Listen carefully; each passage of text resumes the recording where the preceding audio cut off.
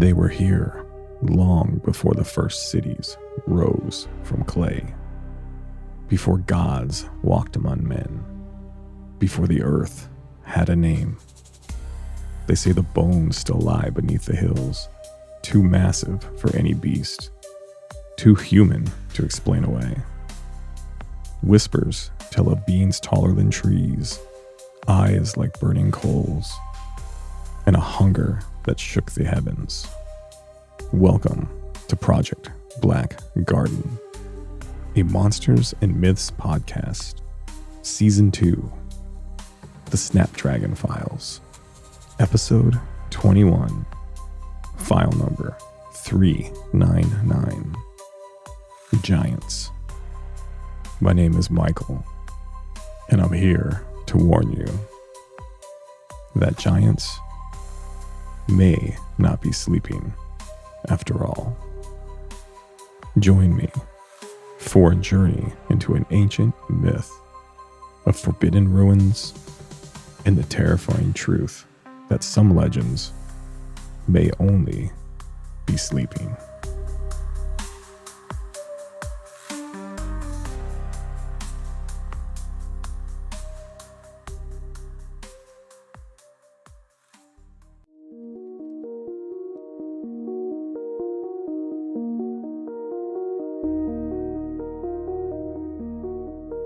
The history of giants spans cultures worldwide, often reflecting humanity's awe of natural forces, fear of the unknown, or fascination with power and scale.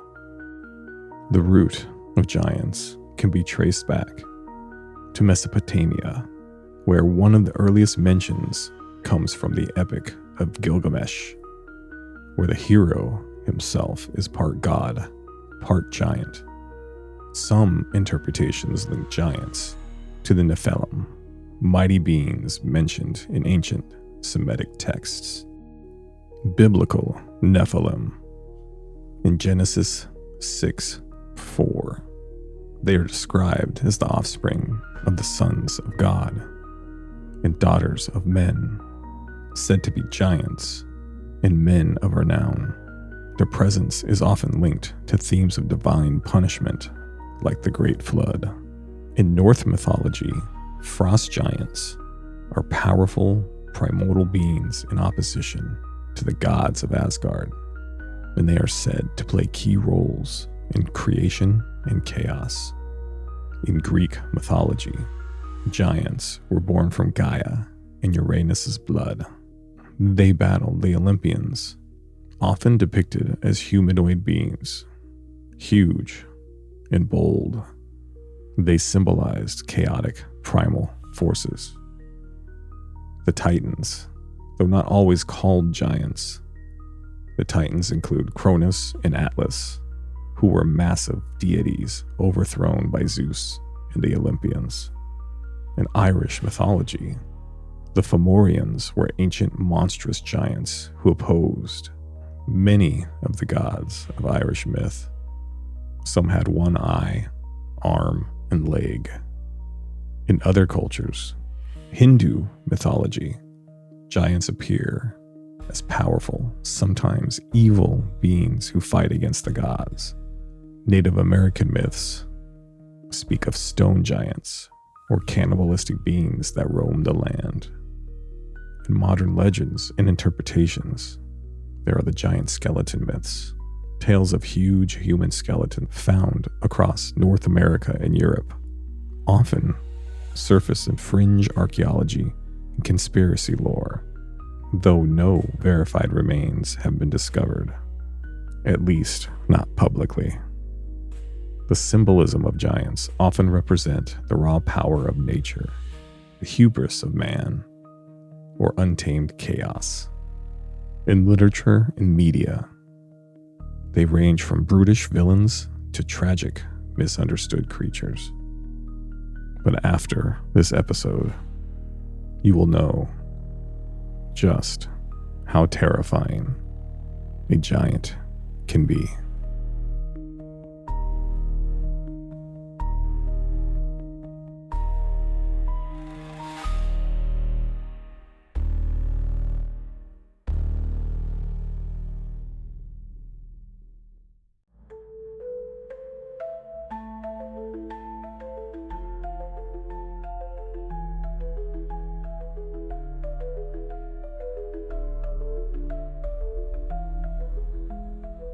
Now, when I first inherited these files after my father's passing, I spent weeks reading engulfed in the impossible.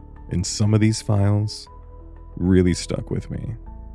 And the experience that my great uncle Samuel had in this episode is one of my favorites. It's so unbelievable. And before anybody reaches out and complains that this is fake and all made up, my great uncle enclosed old photographs and a 30-second movie file taken by the rescue team that found him. But I'm getting a little ahead of myself. So here, in my great uncle's own words, is his unimaginable tale of giants.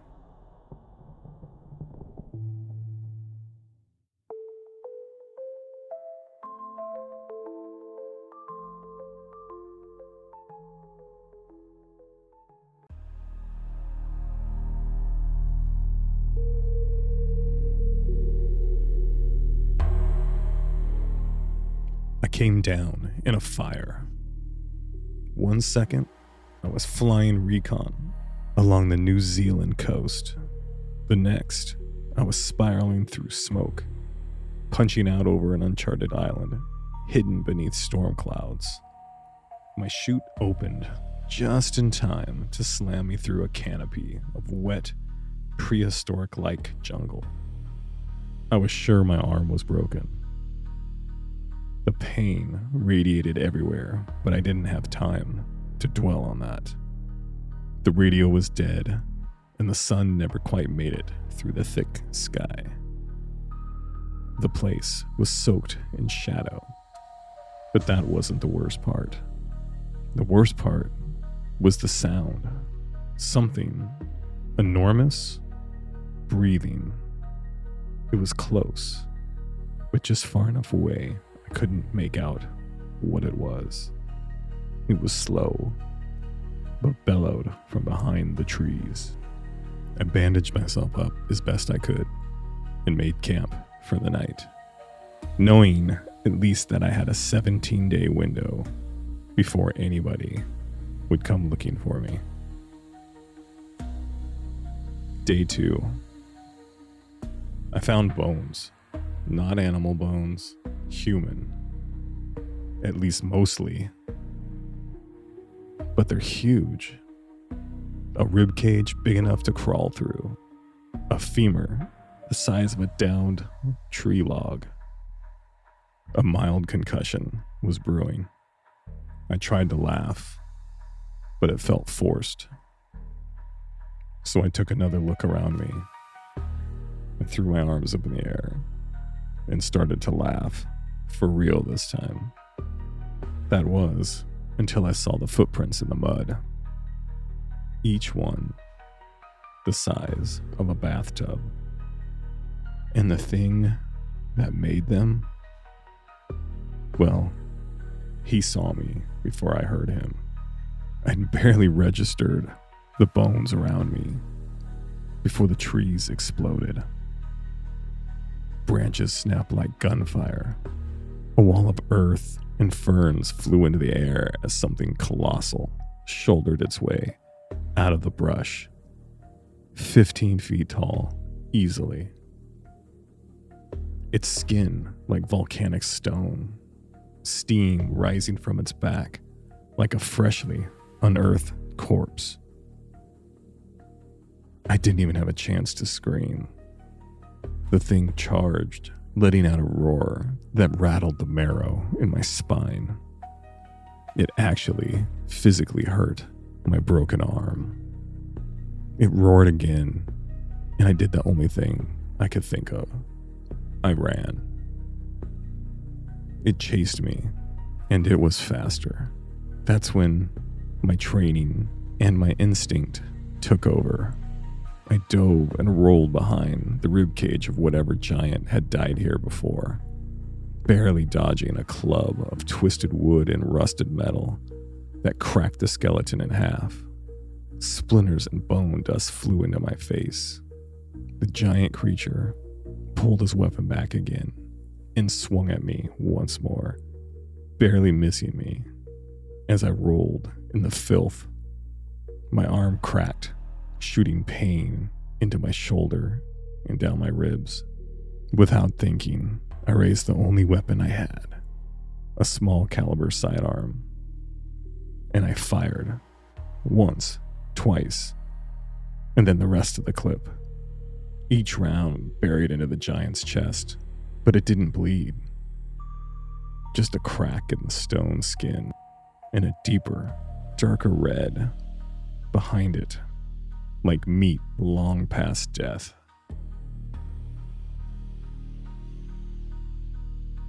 It rose up, tilted its head, and snarled.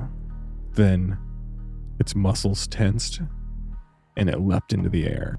I dove forward and slid under its swing as its club shattered a dead tree like it was matchwood. The vibration knocked me off my feet, but I managed to twist myself and jammed the handle of my weapon into the crevice of one of its ankles.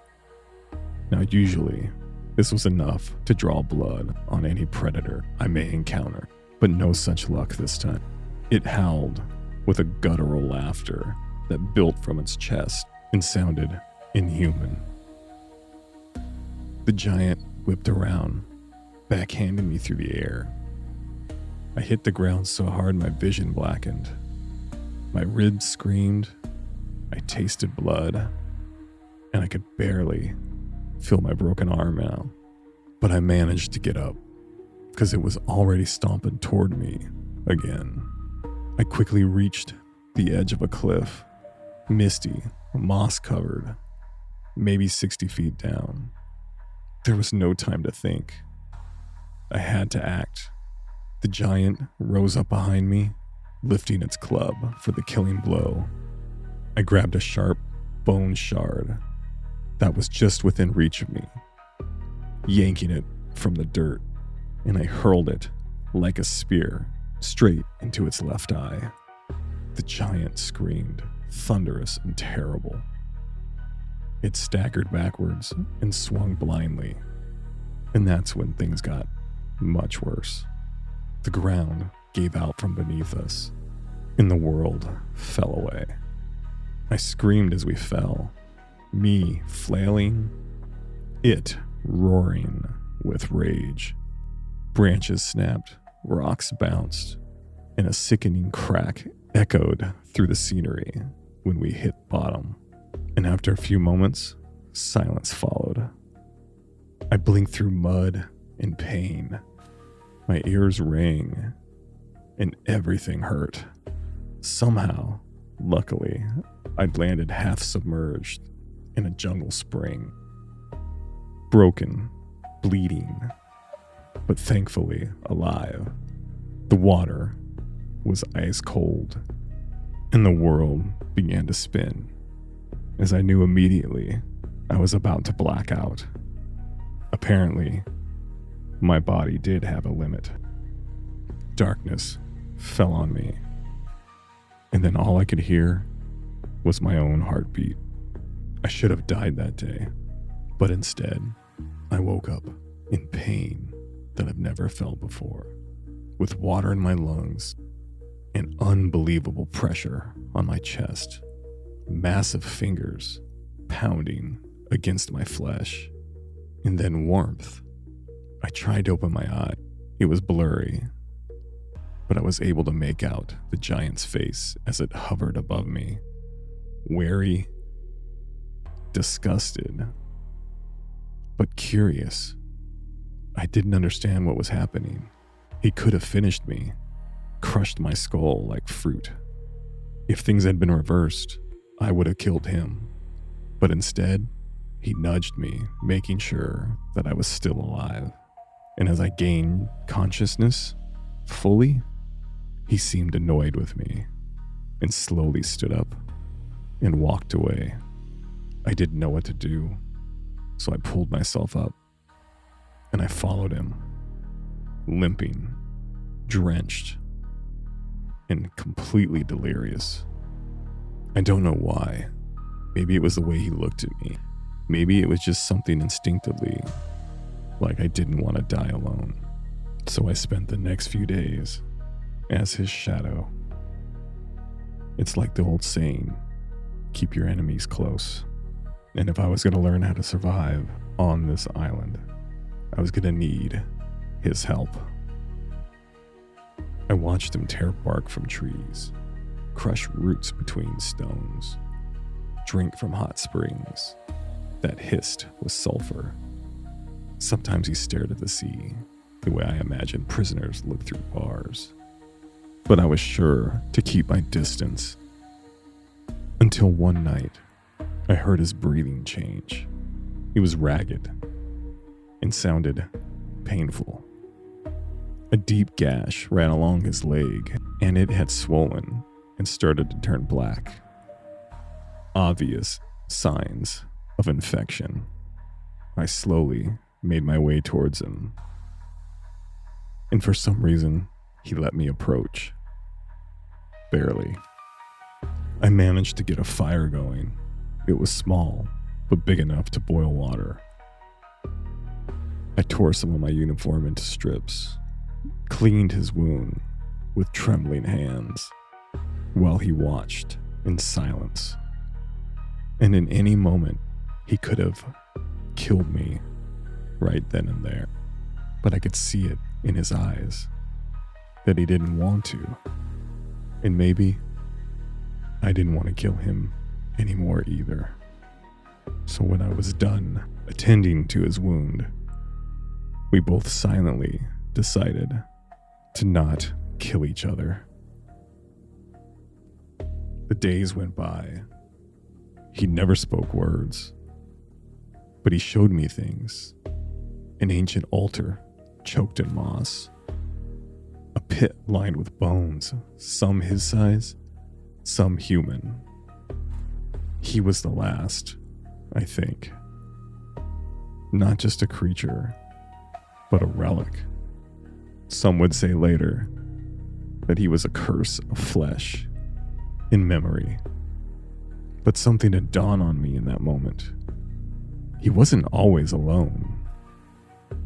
There had to be others like him, but I think he had killed some, if not all. And that's when I realized giants were cannibals. I saw it in his eyes when we passed the skulls. The shame, or maybe just hunger, still gnawing in the back of his soul. Week 3 finally came. Just on the horizon, the rescue chopper appeared. Flares, voices, men in armor. I staggered from the trees like a ghost. They couldn't believe their eyes. They cheered and lifted me into the air. A young, eager soldier asked me, "Captain, did you find anything out there?" His partner, the medic, kept checking my arm and wiping away the inch thick of dirt that had seemed to cling to me during my adventure here. I took a long, deep breath and looked back. The giant stood just within the jungle, watching, motionless, a hidden shadow among the ferns and building fog. He didn't move. He didn't wave. He didn't acknowledge that I was leaving. And for some reason, that made me sad. "No," I said to the eager soldier. "Just some old bones." Now, I never told the generals and the other higher-ups what officially happened to me over those weeks, because I knew what would happen. They would send me back to hunt him down and either cage him or kill him. But I've come to learn that some things don't belong in cages. Some gods deserve to die in peace. And some monsters are only monsters because we made them eat each other to survive. Years later, I was disappointed that they went back to that island and discovered my secret, enormous friend. There were photos and videos taken from some of our earliest drones. I don't know if the giant is still alive, but sometimes, late at night, I hear thunder, not from the sky, from footsteps. And I wonder if he followed me after all.